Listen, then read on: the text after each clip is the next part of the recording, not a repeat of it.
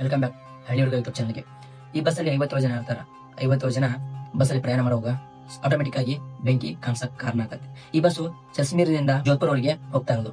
ಹೋಗ್ತಾ ಇರೋದ್ರಿಂದ short circuit, ಹಿಂದೆ ಶಾರ್ಟ್ ಸರ್ಕ್ಯೂಟ್ ಇಂದ ಬೆಂಕಿ ಹತ್ತಕ ಕಾರಣ ಆಗೈತಿ. ಅಲ್ಲಿ ಎಲ್ಲಾನು ವೈರ್ ಬರ್ನ್ ಆಗಿಬಿಡುತ್ತೆ.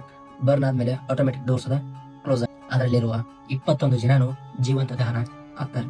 ಬರೀ ಸ್ನೇಹಿತರೆ, ಈ ಬಸ್ಸಲ್ಲಿ ಬೆಂಕಿ ಯಾವ ರೀತಿ ಆಯ್ತಂತ ಸಂಪೂರ್ಣವಾದ ಈ ವಿಡಿಯೋದಲ್ಲಿ ತೋರಿಸ್ತೀನಿ. ಮಾಡದೆ ನೋಡಿ. ಮೊದಲು ಇದು ಬಸ್ ನಾನ್ ಎಸಿ ಆಗಿರುತ್ತೆ. ಅದಾದ್ಮೇಲೆ ಎಸಿ ಆಗಿ ಮಾಡಿಫೈ ಮಾಡ್ತಾರೆ. ಮಾಡಿಫೈ ಮಾಡಿದ್ಮೇಲೆ ಪ್ಯಾಸೆಂಜರ್ ನ ತಗೊಳಕ್ಕೆ ಅದೇ ಬಸ್ ಬರ್ತಾ ಇರುತ್ತೆ. ಬಸ್ಸು ಜಸ್ಮೀರ್ನಿಂದ ಜೋಧ್ಪುರ್ ವರೆಗೆ ಕೇವಲ 10 ಕಿಲೋಮೀಟರ್ ಮಾತ್ರ ಪ್ರಯಾಣ ಮಾಡಿದೆ. ಸಡನ್ ಆಗಿ ಅಲ್ಲಿ ಬಸ್ ಹಿಂದ್ಗಡೆ ಸ್ಮೋಕ್ ಬರಕ ಚಾಲು ಆಗುತ್ತೆ.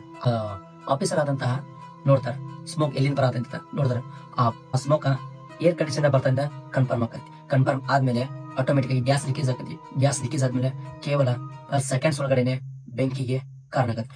ಬೆಂಕಿ ಹತ್ತ ನಂತರ ಅಲ್ಲಿ ಏನಾಗುತ್ತೆ ಅಂದ್ರೆ ಅಲ್ಲಿ ವೈರಿಂಗ್ ಇರುತ್ತಲ್ಲ, ವೈರಿಂಗ್ ಎಲ್ಲ ಬರ್ನ್ ಆಗ್ಬಿಡುತ್ತೆ, ಸುಟ್ಟು ಬಿಡುತ್ತೆ. ಸುಟ್ಟು ಆದ್ಮೇಲೆ ಆಟೋಮೆಟಿಕ್ ಇದ್ದ ಡೋರ್ ಸುದ ಲಾಕ್ ಆಗುತ್ತೆ. ಹೊಸ ಬಸ್ ಇರೋ ಕಾರಣಗಳಿಂದ ವಿಂಡೋಸ್ ಸುದ ಸ್ಟ್ರಾಂಗ್ ಆಗಿರ್ತಾವ. ಯಾವುದೇ ರೀತಿ ಹ್ಯಾಮರ್ ಇರಲ್ಲ. ಅದನ್ನು ಹೊಡಿಲಿಕ್ಕೆ ಎಷ್ಟೋ ಪ್ರಯತ್ನ ಪಟ್ಟರು ಪ್ಯಾಸೆಂಜರ್ ಹೊಡಿಲಿಕ್ಕೆ ಆಗೋದಿಲ್ಲ. ಅದಾದ ನಂತರ ಎಮರ್ಜೆನ್ಸಿ ಎಕ್ಸಿಟ್ ಸುದ ಇರುವುದಿಲ್ಲ ಅಲ್ಲಿ. ಆಮೇಲೆ ಅಲ್ಲಿ ಎಮರ್ಜೆನ್ಸಿನೂ ಇರುವುದಿಲ್ಲ, ಮೇನ್ ಡೋರ್ ಲಾಕ್ ಆಗಿಬಿಡುತ್ತೆ. ಸೊ ಎಲ್ಲ ಎಷ್ಟು ಜನರಲ್ಲಿ 21 ಜನಗಳು 21 ಜನರು ಜೀವಂತ ದಹನ ಆಗ್ತಾರೆ. ಓಕೆ ಫ್ರೆಂಡ್ಸ್, ಇದು ಇವತ್ತು ವಿಡಿಯೋ ಆಗಿತ್ತು. ಸೊ ಮತ್ತೊಂದು ವಿಡಿಯೋ ಬರ್ತೀನಿ. ಅಲ್ಲಿವರೆಗೂ ಈ ಚಾನಲ್ನ ಬಳಸ್ತಾ ಇರಿ. Thank you.